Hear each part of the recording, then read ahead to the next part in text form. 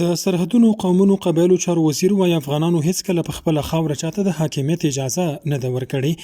د سرحدونو قومونو قبایلو چارو وزیر مولا نور الله نوري په بلخ کې له اسلامي نظام څخه د دفاع غونډې پر مهال ډاډ ورکړی دی چې د افغانستان اقتصاد اوس قوي دی او اسلامي امارت د خپل کلک هوډ په مټ په ډیرو مواردو کې ځان بسیاینې ته رسیدلی دی. ښاغلي نوري څرګنده کړې چې افغانستان په سیمه ییزه او نړیواله کچه یو امن هیواد دی او سیاسي او اقتصادي روابط یې د پراخېدو په حال کې دي. هغه زیاته کړې چې افغانانو د تاریخ په اوږدو کې پر خپله خاوره چاته د حاکمیت اجازه نه ده ورکړې. کدام استقلال که امروز شما در دست دارین، کدام امنیت که امروز در دست ما و شما است لله الحمد، باور کنین حکومت‌های پیشرفته فعلا هم اینقدر امنیت ندارد، اینقدر حریت و آزادی به دست ندارد. ما باور داریم که از واخان تا امروز، از بولدک و تورخم تا حیرتان و شیرخان، سراسر افغانستان یک بلیس خاک قیمتی است از سر ما، قیمتی است از جان ما، قیمتی است از خون ما تنها به نمایندگی جان خود صحبت نمی کنیم، ما به نمایندگی نظام اسلامی، امارت اسلامی صحبت می کنیم، شما را اطمینان می دهیم.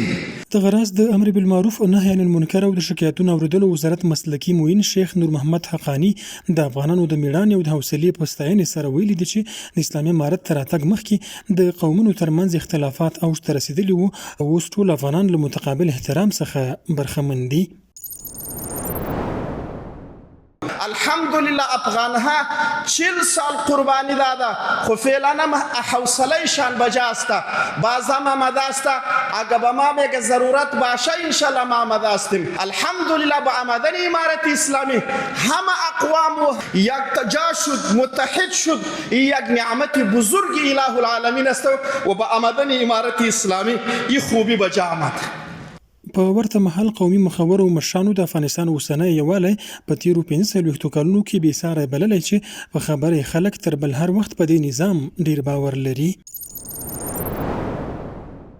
که کشور به لطف و خداوند متعال و با تلاش‌های شبانه روزی مسئولین و حمایت مردم در مسیر پیشرفت و ثبات قرار دارد.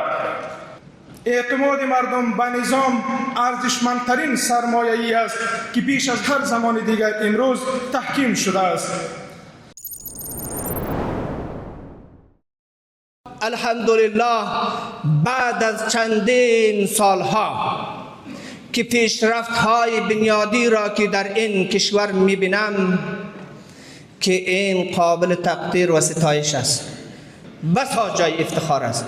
ازشان حمایت و ازشان تقدیر و تشکر میکنم. په دغه ناسته کې د سرحدونو قومونو قبایلو چارو د وزیر په مشرۍ تللي پلاوي د بلخ والي او نورو سیمه ییزو مسؤلینو او د ټولنې بېلابېلو برخو استازو ګډون کړی و.